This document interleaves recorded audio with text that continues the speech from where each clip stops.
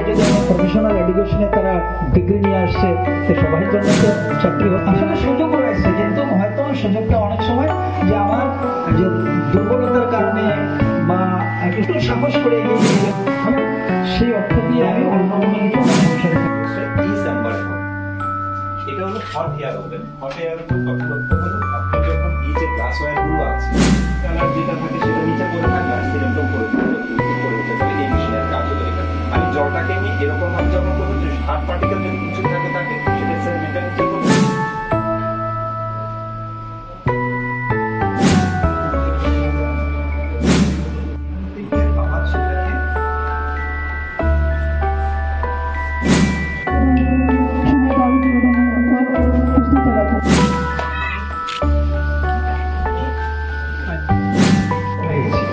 আমার মধ্যে প্রেরণা এসে গিয়েছে যে এত সুন্দর এখানে এত উন্নত মানের প্রযুক্তির মাধ্যমে এখানে বিশুদ্ধ পানীয় জলের মানে প্রোডাকশন এখানে হচ্ছে, আর এটা কারা ব্যবহার করবে? আমরাই ব্যবহার করবো, আমরাই পাবো সেটা।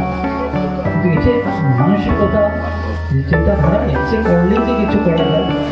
আজকাল অনেকেই পড়াশোনা যারা করেন সবাই সরকারি চাকরির জন্য সবাই ব্যস্ত হয়, ইন্টারভিউ ফেস করে বা বিভিন্ন ধরনের মানে একটা সব মানে সবাই কিন্তু এই ধরনের একটা মেন্টালিটি সবার মধ্যে রয়েছে।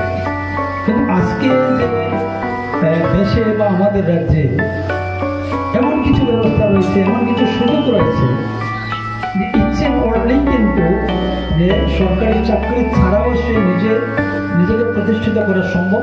হাজারো আজকে ছেলে মেয়েরা এইভাবে প্রতিষ্ঠিত হচ্ছে সব সারা রাজ্যে, হাজারো ছেলে মেয়েরা হচ্ছে, নিজের থেকে প্ল্যান নিচ্ছে, নিয়ে তারা করছে এবং প্রচুর টাকা সেখান থেকে ইনকাম হচ্ছে। চাকরিতে অত টাকা আসে না, এত টাকা স্যালারি পাবে না। তার যে যোগ্যতা রয়েছে, যোগ্যতা অনুসারে যে সে চাকরি পাবে, এত টাকায় রোজগার আসবে না। বিভিন্নভাবে সেটা আমি দেখেছি, নিজে প্রত্যক্ষদর্শী এবং সাক্ষী। আমি সারা ত্রিপুরা রাজ্যে আমি দেখেছি বিভিন্ন ধরনের প্রজেক্ট রয়েছে। তার মধ্যে এই যে এটাও একটা কিন্তু তার মধ্যে পড়ে। তো এই বিষয়গুলা আমাদের গ্রামাঞ্চলের ছেলে মেয়েদের মধ্যে সেই ভাবনা আনতে হবে যে না, যে আমার জন্য একটা সরকারি চাকরি কিন্তু শেষ কথা নয়, তার ছাড়াও আমার কাছে বড় অপশন রয়েছে, তার কাজ ছাড়াও আমার কাছে অনেক ব্যবস্থা রয়েছে। আজকে ব্যাংকে লোন দেওয়া হচ্ছে, অ্যাভেলেবল লোন এখন আগের মতো নেই। এখন কিন্তু এই আমাদের যে প্রথমত স্কিল করা হচ্ছে, তার স্কিলের মাধ্যমে তারপর ব্যাংক থেকে লোন দেওয়া হচ্ছে। দ্বিতীয় বিষয় হচ্ছে ইন্ডাস্ট্রিক লোন, আমাদের বড় বড় লোন দেওয়া হচ্ছে। আমাদের যে ইন্ডাস্ট্রি থেকে বা ইন্ডাস্ট্রি যদি কেউ করতে চায় তাহলে তার জন্য লোন আছে, হাজার হাজার কোটি টাকা লোন ইতিমধ্যে আমরা বিগত কয়েক বছরে আমরা দিয়েছি। কোনো অসুবিধা নেই লোন নিতে, তার ব্যবস্থা রয়েছে লোনের জন্য। নিজের হয়তো ক্যাপিটাল তো নাও থাকতে পারে, ব্যাংক থেকে লোন নিয়ে সেখানে উদ্যোগ লাগাতে পারে, সেই উদ্যোগের মাধ্যমে নিজেও সেখানে রোজগারের একটা ভালো রাস্তা, আর সেখানে এমপ্লয়মেন্ট জেনারেশন। আমি দেখলাম অনেকজন এখানে স্টাফ রয়েছে, অনেক স্টাফ রয়েছে এখানে, অনেক বড় বিষয়। আমি কি স্যালুট জানাচ্ছি যে আমি নিজে বাঁচলাম সেখান থেকে অন্যকে আমি বাঁচালাম। আমার নিজের কর্মসংস্থানের ব্যবস্থা হলো, অন্যকে আমি কর্মসংস্থান সেখানে দিলাম। এটা সব থেকে বড় বিষয়।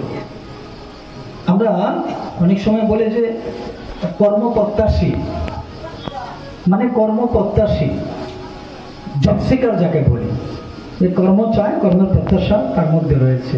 কিন্তু না, আজকে আমরা বলছি কি যে না, আমি কর্ম দেব, আমি কর্মসংস্থান দেব।